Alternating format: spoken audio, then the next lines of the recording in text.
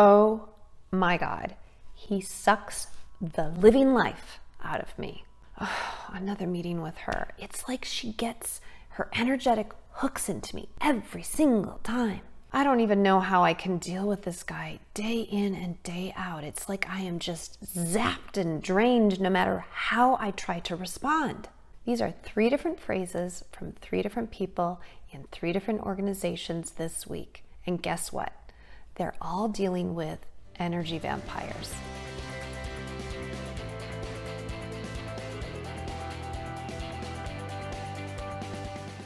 What's up, everybody? I'm Leanne Del Carpio, and today let's talk about energy vampires. What are they? What are 3 different types of energy vampires so you can spot them? And what are 3 things that you can do today to take charge of your own energy in the face of such vampires? You know, I think it was Dr. Judith Orloff, who is a physician in California, as well as the author of an empath's survival guide, that first coined, or perhaps this is where I first discovered this term of an energy vampire. It's the idea of someone who may intentionally or unintentionally zap your emotional energy. And they typically look for highly sensitive, emotionally in tune, perhaps empathic individuals who care typically about others, want to support others. So what are some energy vampires that we might be talking about? Well, you might be familiar with number 1, domination. It's this idea here is let me dominate you before I actually can be dominated by others. And so this type of individual is actually deeply insecure at root and typically likes to one-up others, to fill that void of feeling less than by dominating others, sometimes directing, over-directing, coming in, taking charge, micromanaging, sort of taking control, then wanting to dominate how a team works well together, for example, by overly directing, taking things back to work on their own and coming in with a brand new agenda when the team has agreed to something else. In this way, they kind of keep you destabilized, right? And put the attention or the energy on them as a bit of the hero who can come in to fix things that are broken. There's a leader that I'm working with right now, and a gentleman who was just moved into her division has a bit of a reputation as being somebody who is emotionally not very intelligent, but gets stuff done, comes in and can kind of fix stuff, clean things up.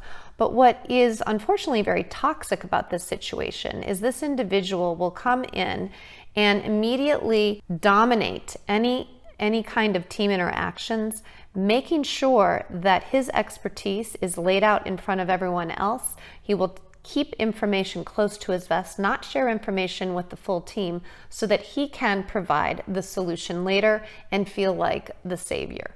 The reason that it is perceived that he is getting a lot of stuff done is number 1, he's overcharging, over-directing, and number 2, not sharing information and then providing the solution himself. So this is one type of energy vampire who is looking to be kind of the center of attention and will have an over-exaggerated sense of self-importance. Borderline narcissist, but maybe not necessarily so in the personality disorder dimension, but definitely has a strong sense of their own worth and needs others' energy to feed that. That's the first type. The second type is either your highly critical individual who can find anything wrong with others, or the victim who feels victimized by external circumstances. This is the person who refuses to take accountability for their contribution to the challenges that they are facing. So there's another situation with a colleague that I'm working with in another organization where someone is perpetually feeling victimized by the way that things are done around here. The policies won't allow this, the procedures won't allow this. Highly critical of this existing system, but finds no sense of personal power to take charge, to be able to flip that around. And then is listening for an open ear to anyone that will allow him to talk about how terrible these policies are, these procedures are, how much limits and how many constraints he has. Now, if you give that energy, if you give that space to listen to that person, to allow them to tell their story, they will just feed on it more. And guess what? They never take personal accountability. This is an individual who needs to discharge the discomfort of taking personal accountability on others, either through blaming and projecting or choosing to say that life happens to me rather than I make life happen.